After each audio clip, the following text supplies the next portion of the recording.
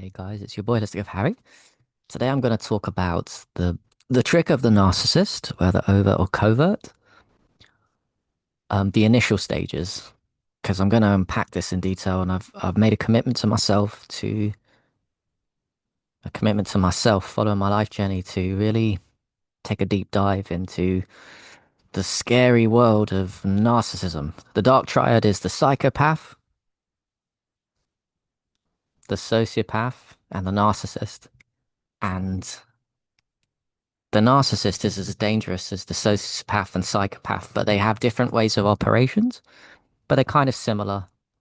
They have the same dark soul, empty spirit, um, that doesn't see itself properly and is not connected with reality. But all three of them can fake and create in how they interact with other people, connections or ways of tricking you into thinking that they're deeply connected with you whilst actually being quite empty inside.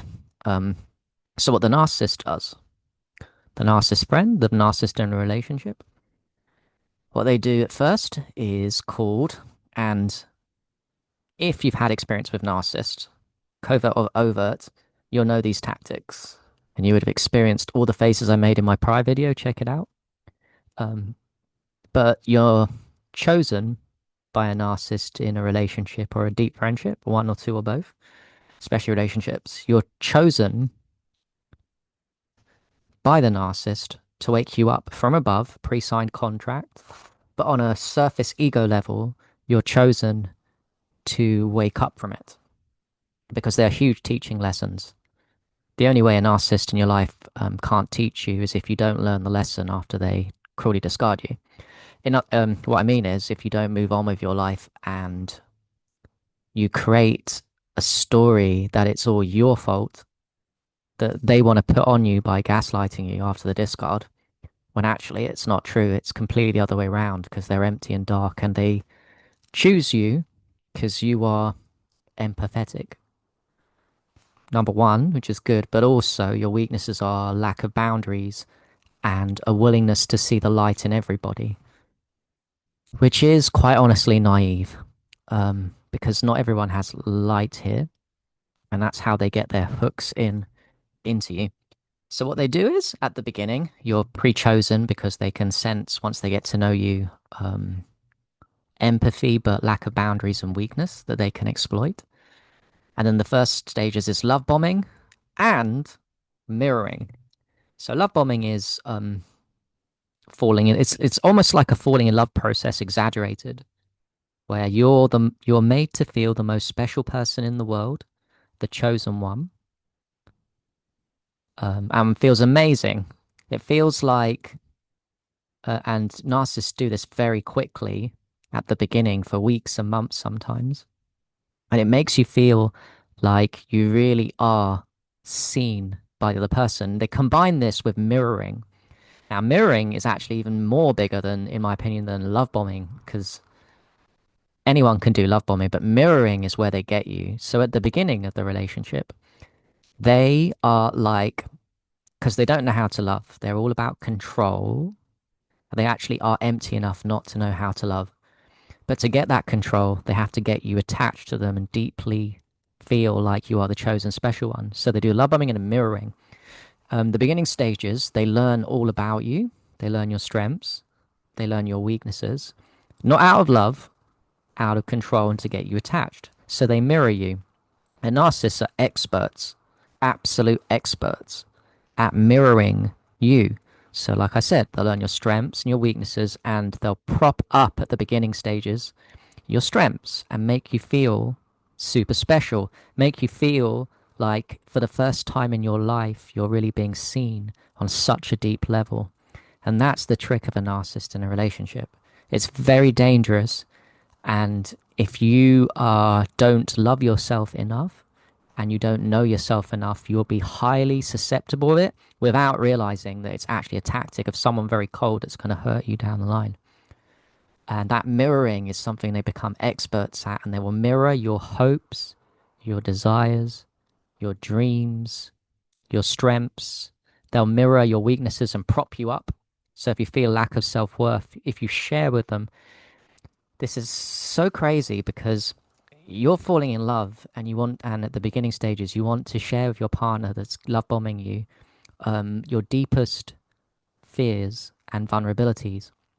But actually, they at the beginning, they find out you tell them, you want to tell them your deepest fears and vulnerabilities. And at the beginning, they mirror that back to you. So, example, if you tell them, well, I feel really unworthy of love and I don't feel worthy of you, then what they'll do to mirror is they'll say, but you are worthy of me. You are worthy of me and I love you. See how that's an example of mirroring? Which sounds romantic, but not in the case of a narcissist. If they keep mirroring you all the time and love bombing, it's actually dangerous. Um, you might not see it, but at the point when the honeymoon's over and they've got you emotionally deeply attached to them in a very special, loving bond that you feel like, then they will begin the process of devaluing you. And the devaluation is a takeaway, and it's based on the things that you openly shared your fears and vulnerabilities at the beginning. And they'll do that. They'll find your weaknesses and they'll use it against you to devalue you. Then you feel like you're going crazy after because you felt this deep connection and they take it away. And then they'll blame you. They'll start fights through control, silent treatment, and gaslighting. They'll start fights. You get triggered, and what they want is a reaction. And you think that's the partner that really sees you, so you get angry and you react. And that's where the devaluation and the fighting begins. And the fighting can be really bad and heavy and make you question the fighting could be so bad and they're gaslighting on you so bad with the devaluation, it can make you question whether you're the one that's really doing wrong. But rest assured, with a narcissist, you're not. And it's a painful process, a very painful process. So that's the stage I want to cover: love bombing, mirroring, and a little bit of devaluation. It's a very painful process. Some people go with narcissists and end up in a relationship for a few months, and others narcissists stay in relationships with empaths for many years. So it's important to talk about these stages, which I haven't made up. These are well known.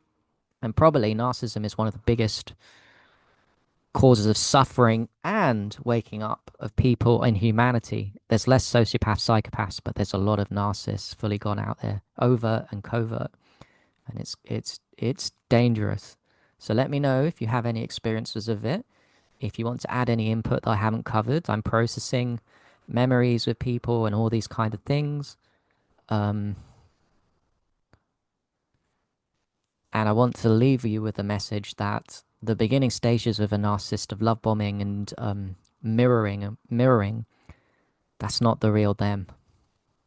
It was a fantasy that they almost mimicked you and mirrored you, created a false personality tailored to you to make you fall in love, and that's not the real them. So when you end up being cruelly discarded, which ultimately always happens, and they run off to new supply, it's your job to process that the person at the beginning was never real. Because an empath, you want to hold on to the good memories that only were really at the beginning, but those weren't real. They were a tactic. So you have to process that the person you knew was being completely fake and is not real.